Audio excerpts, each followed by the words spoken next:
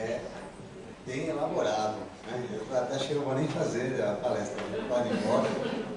Bem, é uma alegria nós nos encontrarmos e juntos podermos refletir, podermos nos desenvolver com a espiritualidade amiga que nos acompanha, que nos envolve com bondade, com carinho. É uma satisfação nós podermos falar um pouco aqui, darmos a nossa singela cota de colaboração. E hoje, antes de falarmos um pouco, nós temos aqui um grupo que vocês já estão vendo, eles estão todos encarnados, não é ninguém que está materializado. E eles vão apresentar uma música para vocês que se intitula O Pescador. Depois da música, nós damos os nossos avisos, fazemos a nossa prece e começamos. Mas agora é com eles. Tá? Só vou passar o microfone aqui, é para você. E aí, então, só para aqui. Ali mesmo.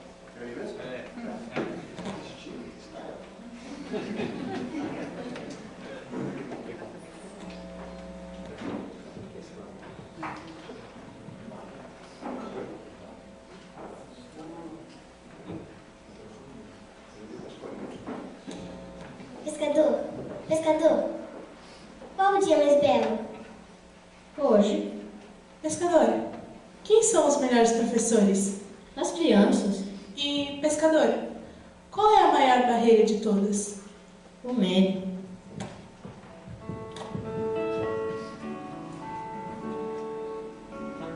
Pescador, Cristo te hizo pescador. Indícanos dónde encontrarlo para ser con Él, felices como tú. Navegando sin timón, el mar abierto me abandona el amor. Apenas si sobrevivo como un niño perdido, busco algo que vaya a mi interior. Mas de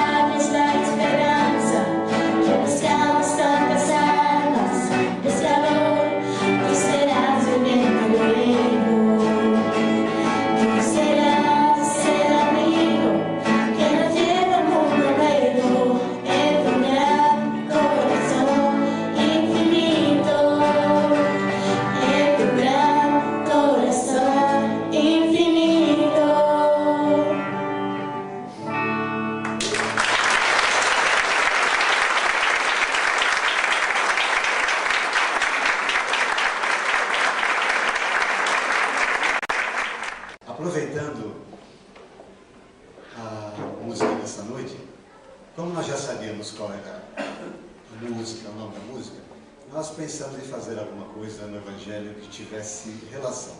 E não foi difícil. Não foi difícil porque o Evangelho é muito rico. Jesus, muito sábio, ele, através das suas parábolas e da sua linguagem figurada, com extrema psicologia, ele conseguiu fazer o que hoje, na linguagem comum nos nossos dias, nós chamamos de link, com várias perspectivas de entendimento da nossa vida, da nossa atividade interrelacional, ajudando-nos a entender que não é difícil nós agregarmos às coisas que a vida nos oferece os exemplos mais sutis, nas coisas mais simples, agregar às nossas demandas do cotidiano de forma a nos oferecer acréscimo para tranquilizar o coração, acréscimo para oferecer estabilidade emocional e assim por diante. Vejam, então, o tema escolhido relacionado à música apresentada. Jesus, andando junto ao mar da Galileia, viu dois irmãos, Simão, chamado Pedro, e André, os quais lançavam as redes ao mar, porque eram pescadores. E disse-lhes: vinde a mim, e eu vos farei pescadores de homens. Então eles, deixando logo as redes, seguiram-no. E adiantando-se dali, viu outros dois irmãos, Tiago, filho de Zebedeu, e João, seu irmão, num barco com Zebedeu e seu pai, consertando as redes, e chamou-os. Deixando imediatamente o barco e o seu pai, os dois irmãos o seguiram. Jesus convidando aqueles pescadores singelos para uma atividade que nós sabemos que com o tempo acabou se tornando iluminada.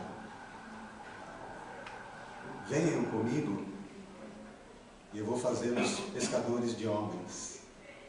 E foi o que ocorreu. Nós podemos pensar de início: que tipo de criaturas eram aquelas que estavam prontas para atender ao chamado de Cristo?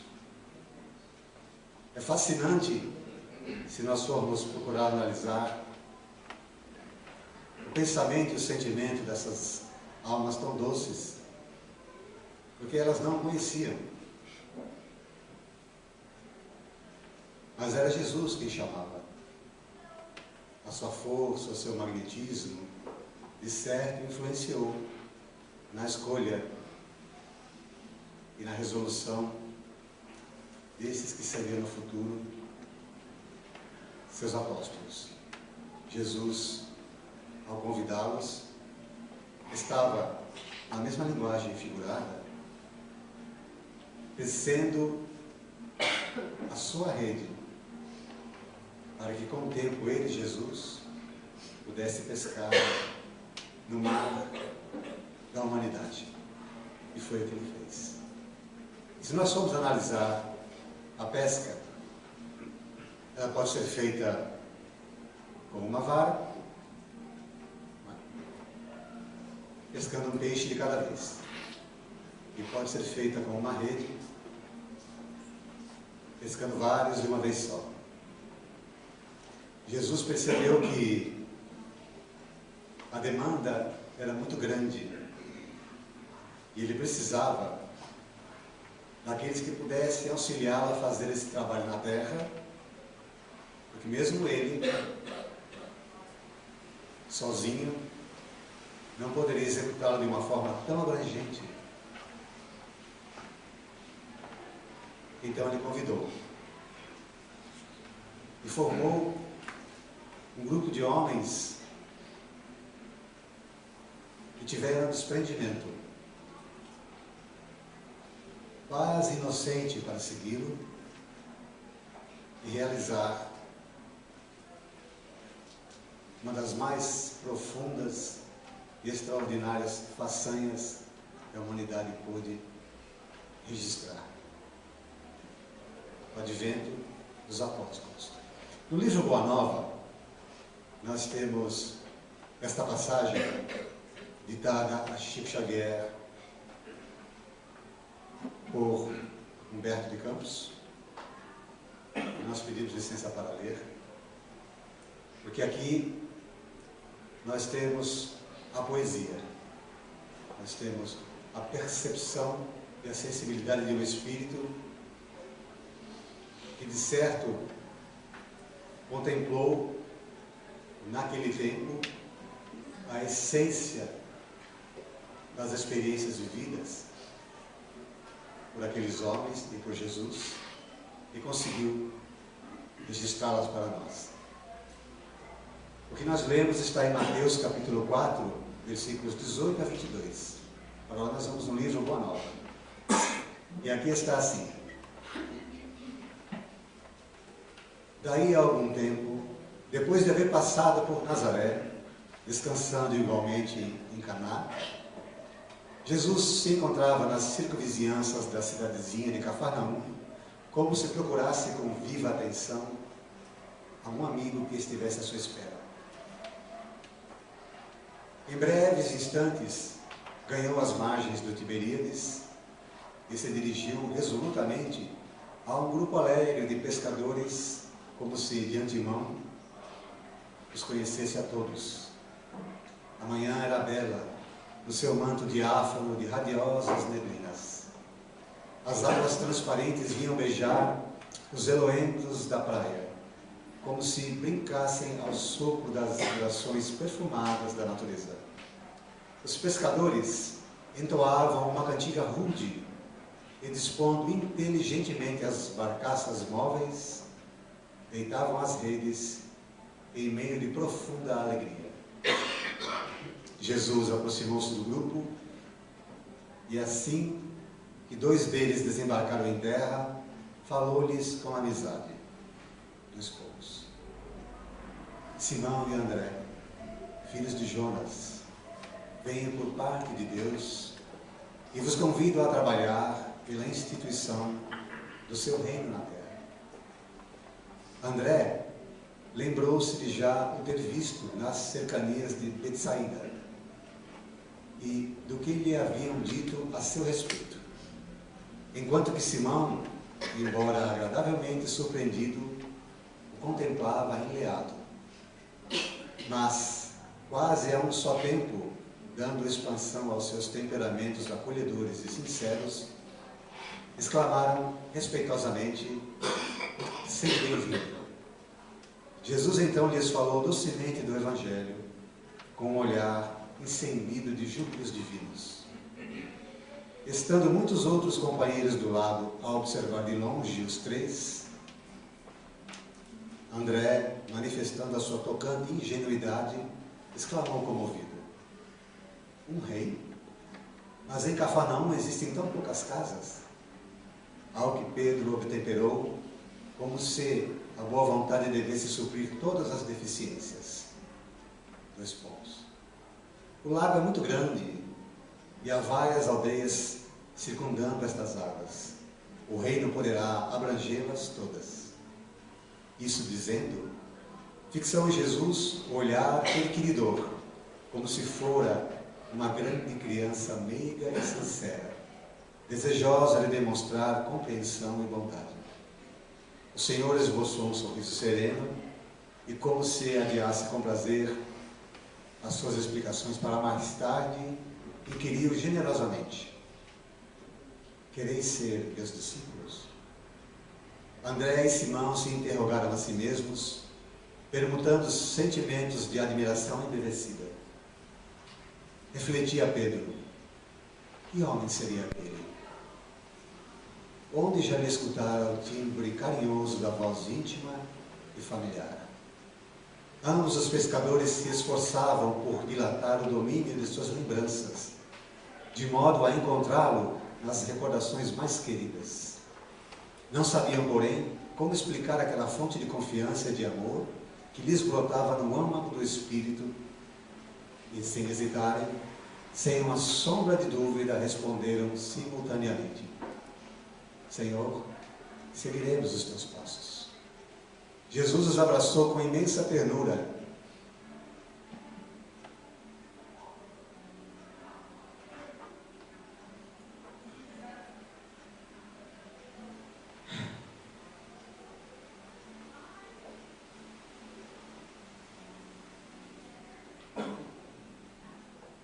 E como os demais companheiros se mostrassem admirados e trocassem em si critérios ridicularizadores, o mestre, acompanhado de ambos de grande grupo de curiosos, se encaminhou para o centro de Cafarnaum, onde erguia a intendência de Antipas.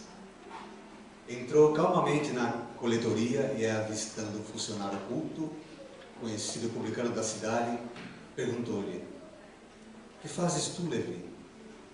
O interpelado fixou-o com surpresa, mas seduzido pelo suave magnetismo de seu olhar, respondeu sem demora: recolho os impostos do povo devido a Herodes. Queres vir comigo para recolher os bens do céu? Perguntou-lhe Jesus com firmeza e doçura. Levi, que seria mais tarde o apóstolo Mateus, sem que pudesse definir as santas emoções que dominaram a alma, atendeu comovido: Senhor, estou pronto. Então vamos, disse Jesus, abraçando-o.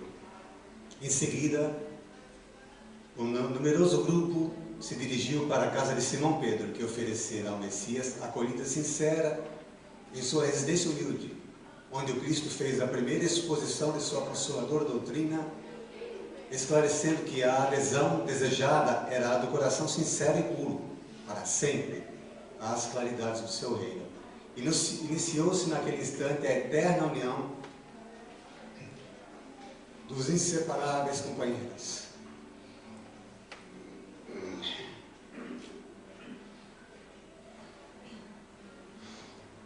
Iniciou-se naquele instante a eterna união dos inseparáveis companheiros. Me perdoem um pouco de emoção. É que parece que a gente vai até lá.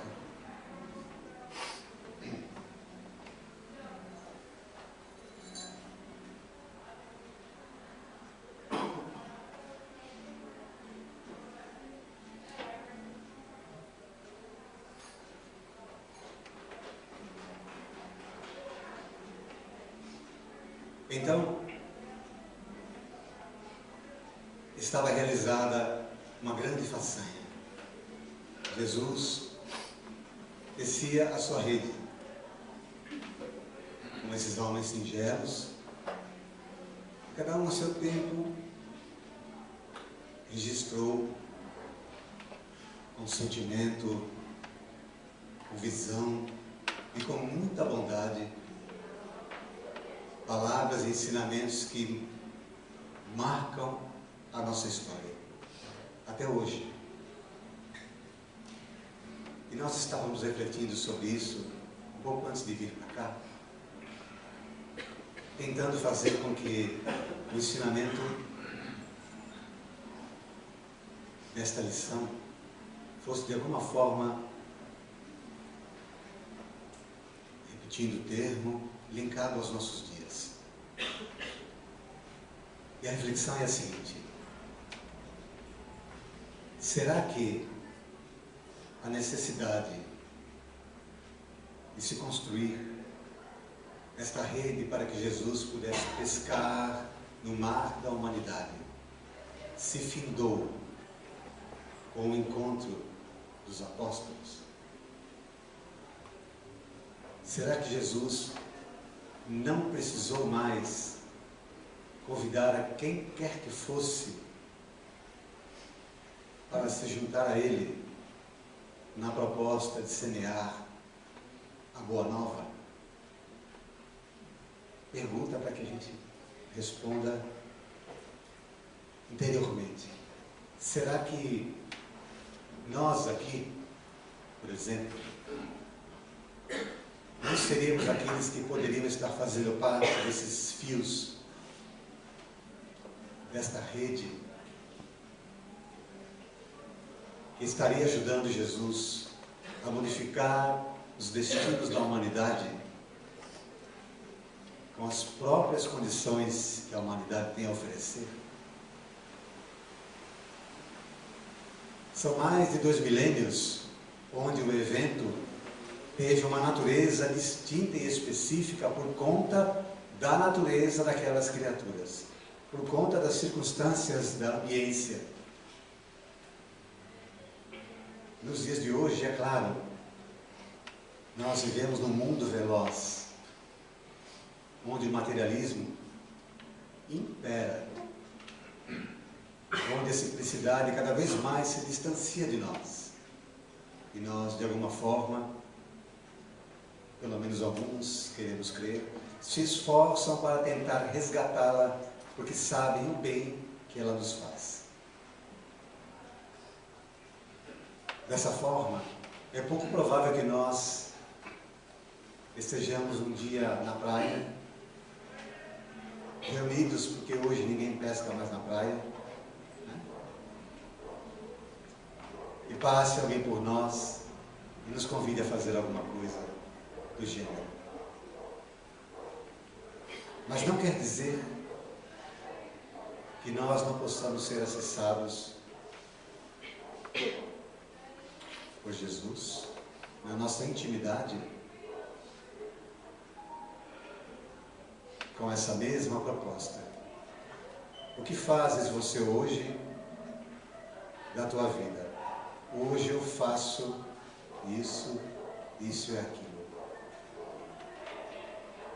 Queres vir comigo e mudar a tua vida para fazer o que você faz, resgatando almas? Aí nós começamos a pensar, mas como é que dá para fazer uma coisa dessa nos dias de hoje?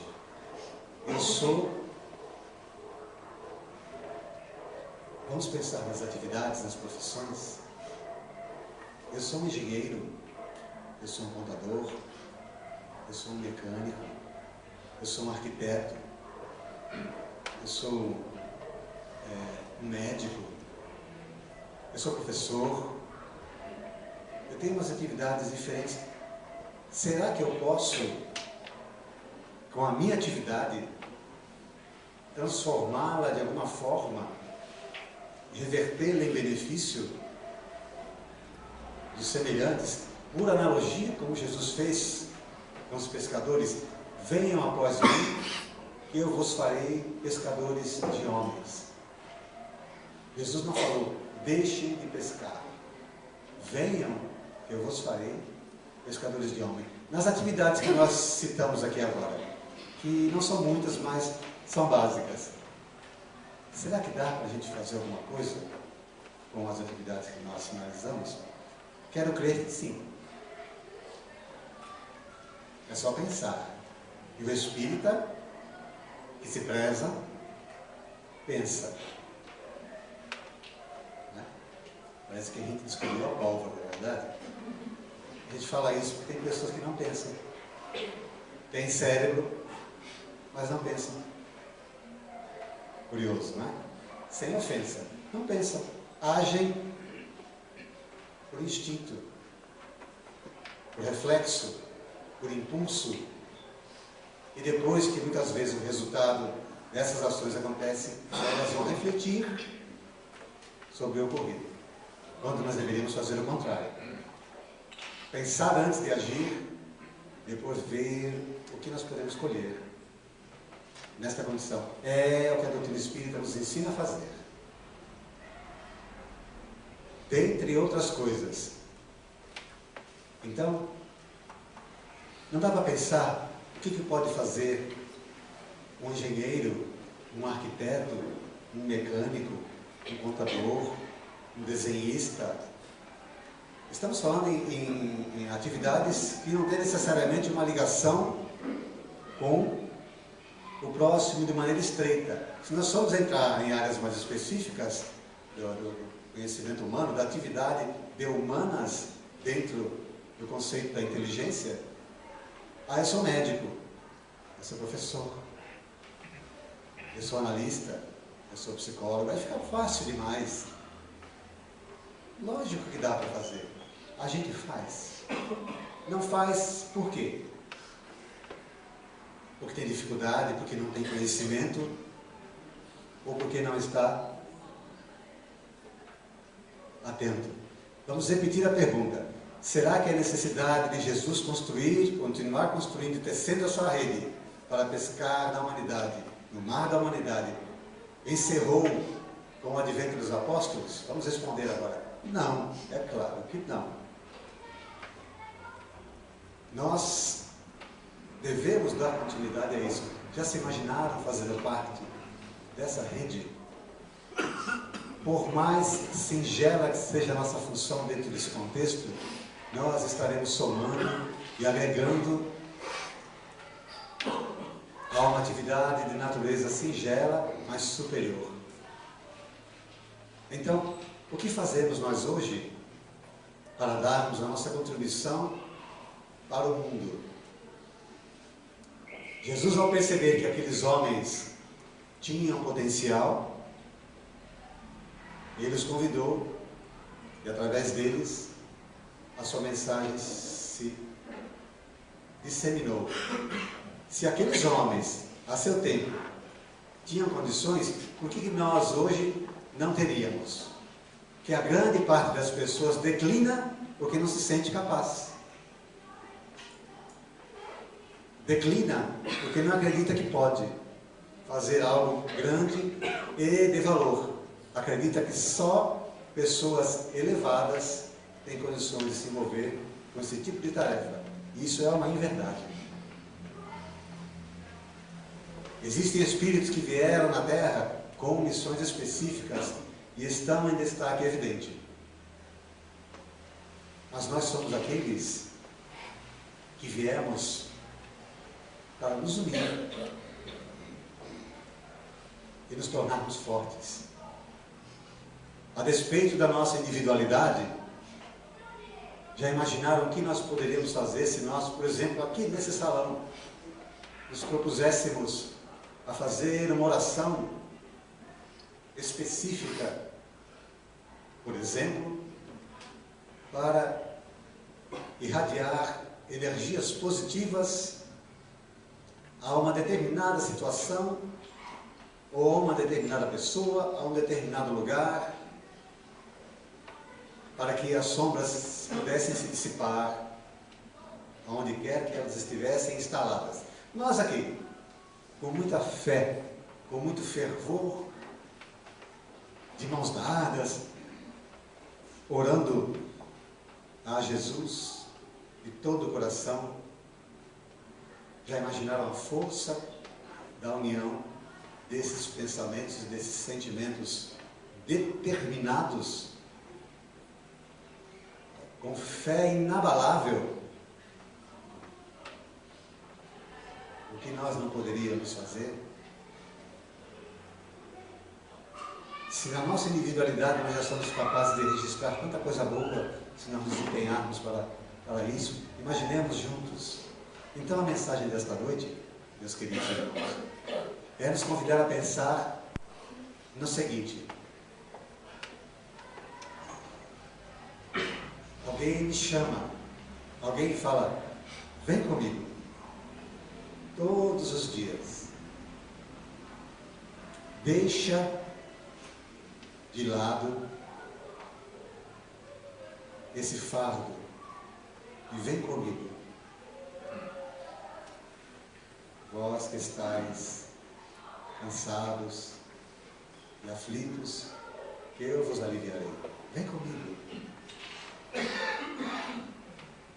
E aprendei de mim, que sou manso e humilde de coração. Pois leve é meu fardo e suave meu jugo. Vem comigo todos os dias. Porque nós estamos, queridos irmãos, situados num ponto azul no universo infinito.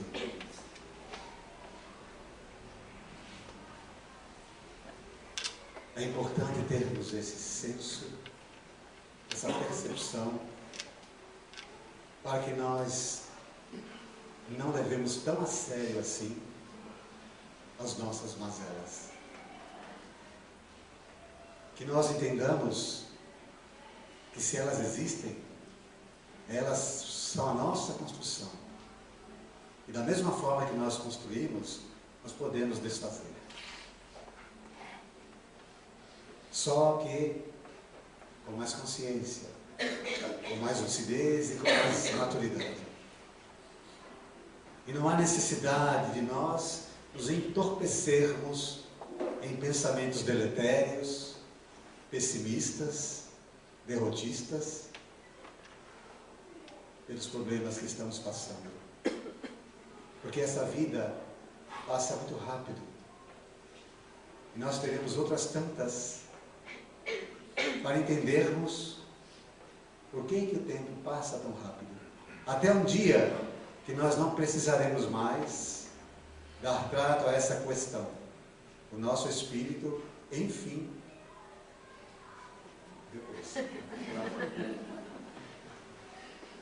o nosso espírito, enfim, estará desvinculado da necessidade de reencarnar. Enquanto não, vamos prezar pela nossa condição de seres que tem todas as possibilidades para modificar a nossa existência. O único impeditivo está dentro de nós,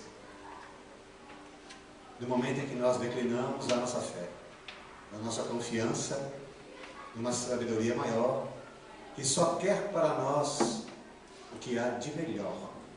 Ou alguém consegue conceber Deus desejando alguma outra coisa para as suas criaturas?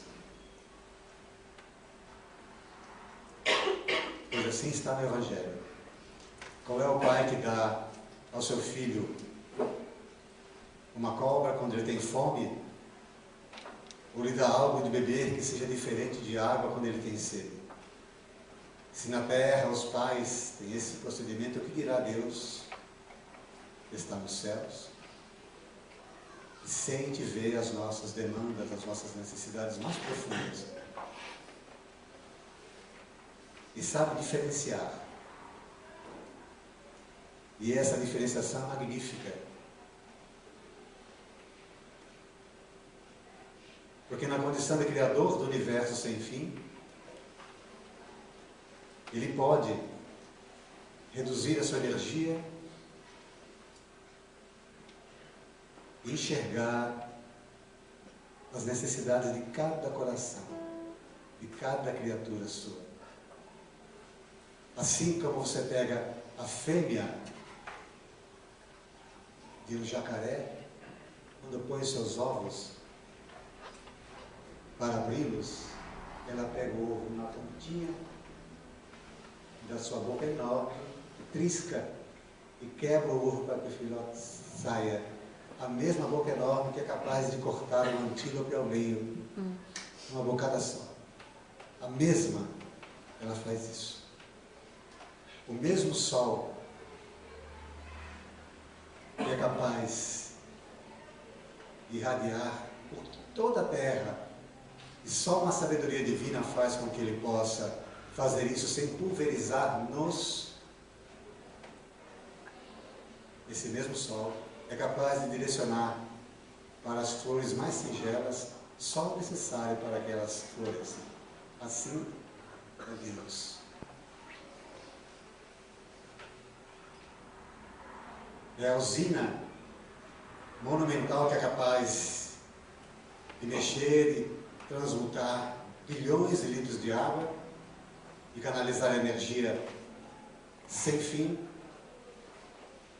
que manda força para uma singela lâmpada na parede, sem fazer com que ela exploda. Assim é Deus. Ele sabe o que nós precisamos. Nós deveríamos, entre aspas, aproveitar essa condição de amorosidade que Deus nos oferece e trabalharmos um pouco mais como irmãos. Acreditem, o chamado é diário. Vem, e às vezes a gente escuta. E quando escuta, o dia é diferente. Nós nos tornamos diferentes.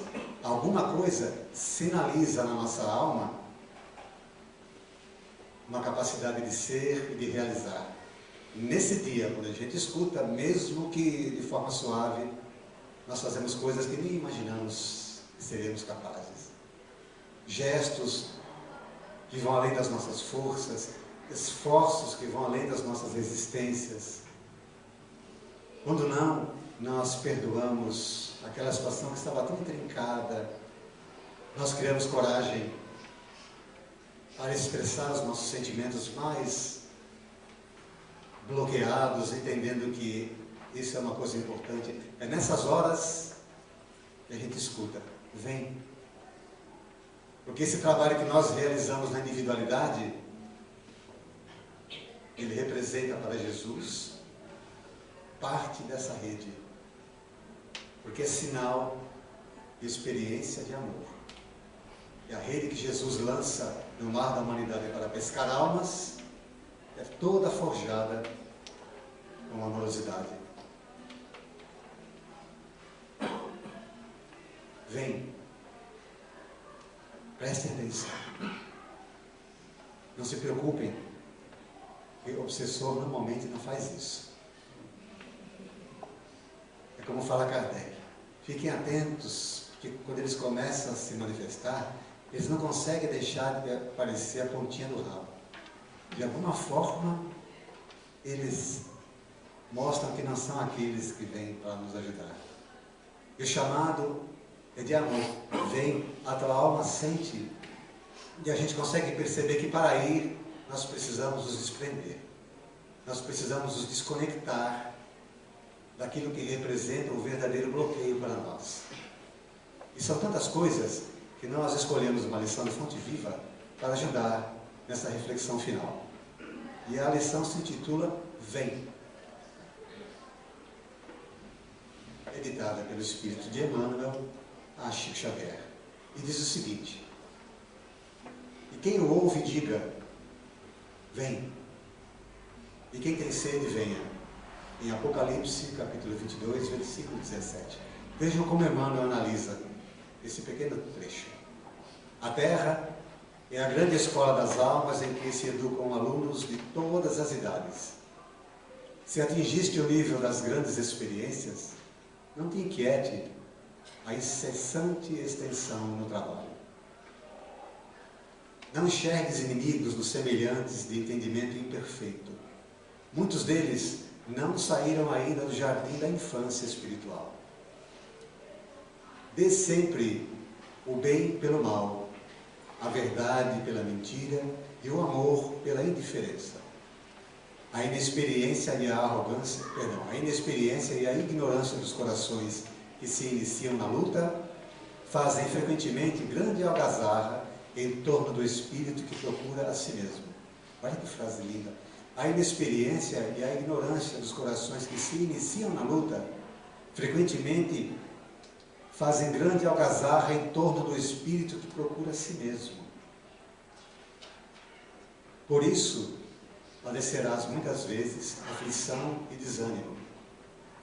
Não te perturbes, porém, se as ilusões e os brinquedos da maioria não mais te satisfazem, é que a madureza te inclina a horizontes mais vastos. Recorda que somente Jesus é bastante sábio e bastante forte para acalmar-te. Ouve-lhe o apelo divino formulado nas derradeiras palavras do seu testamento de amor. 2 pontos. Vem. Ninguém te pode impedir o acesso à fonte de luz infinita. O Mestre é o eterno amigo que nos rompe as algemas e nos abre as portas renovadoras. Entretanto, é preciso que saibas querer. O Senhor jamais nos fará violência. Sofres? Estás fastigado? Tropeças sobre os fardos do mundo? Vem. Jesus reserva-te os braços abertos. Vem e atende-o ainda hoje. É verdade que sempre alcançaste ensejos de serviço, que o Mestre sempre foi abnegado e misericordioso para contigo, mas não te esqueças de que as circunstâncias se modificam com as horas e de que nem todos os dias são iguais. Emmanuel. Então, nessa dissertação fabulosa de Emmanuel, como sempre, com uma visão profunda da natureza humana, nós percebemos o que o Espírito Amigo nos convida a trabalhar. Sofres, estás fatigado, tropeças sobre os fardos do mundo? Vem. Ouve-lhe o apelo divino formulado nas derradeiras palavras do seu testamento de amor. Vem. Então, meus irmãos, no final, o que conta é o convite à iniciativa. A iniciativa de coragem. E coragem é uma palavra muito forte, mas é uma palavra também muito significativa para nós. Nós não seremos aqueles que vão andar por aí, de porta em porta, pregando o Evangelho, porque nós sabemos que não é dessa forma que nós vamos ter êxito na divulgação da Boa Nova. Mas se nós nos dispusermos a abrir o coração para o convite generoso que o Mundo Maior faz para todos nós, no dia a dia, um convite de renovação, um convite de transformação, um convite de ação bondosa e carinhosa no dia a dia, quando nós dermos conta, estaremos cercados por criaturas contemplando o mesmo propósito. E assim a rede vai se formando. E aqueles que têm visão, que são os bons espíritos, haverão de perceber o melhor momento e nos oferecer a oportunidade de lançar no mar da humanidade o nosso amor para contribuir com Jesus. A Casa Espírita pode ser a representação dessa proposta. Um corpo mediúnico pode ser visto como uma rede tecida com muito carinho pela espiritualidade, médium a médium, para que através dessa estrutura que se configura em bases emocionais, em bases amorosas, mas também em bases conflitantes, os bons espíritos possam empatar corações, alinhar alguns outros, nuarizar tantos mais. E o trabalho é feito até que um dia, consertando a rede, como estavam fazendo os pescadores também, isso os espíritos devem fazer, e o conserto se dá em nós, na reforma íntima. Essa rede vai se tornando tão especializada, tão firme, tão qualificada, que não há nada que possa resistir-lhe ao envolvimento fraterno. E assim será a pesca de Jesus. Diferentemente daqueles que pescam para sobreviver, é como, imaginemos nós, pescando e depois pegando aquelas criaturazinhas doces e jogando de volta para o mar. Alguém já fez isso? É muito legal, né? Você pesca o peixinho, você olha para ele, fala, tá bom, agora você volta. Aí você joga lá e pesca mais um, joga e volta. Só para relaxar, para meditar. Às vezes você machuca o bichinho, fica com dó, mas não pode ter tanta emoção assim, senão daqui a pouco você vai pular junto com o peixe, vai querer fazer alguma coisa com ele. Assim somos nós. Nós vivemos, de alguma forma, sempre nos envolvendo, usando iscas, num sentido positivo, e natureza emocional, para nos atrairmos, para nos afinarmos, para nos amarmos.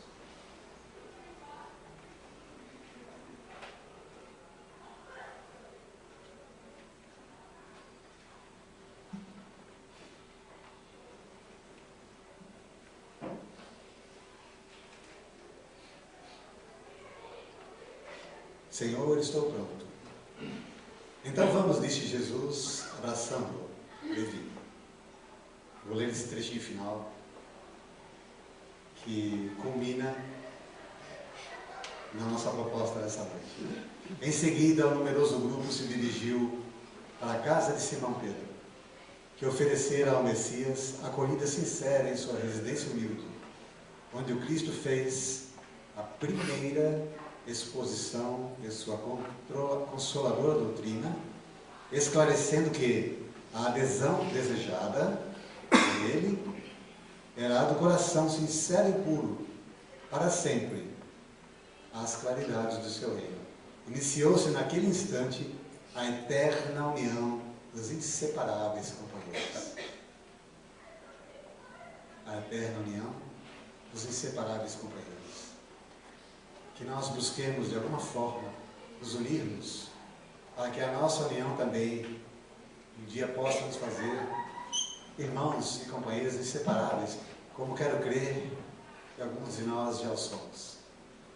Vamos orar.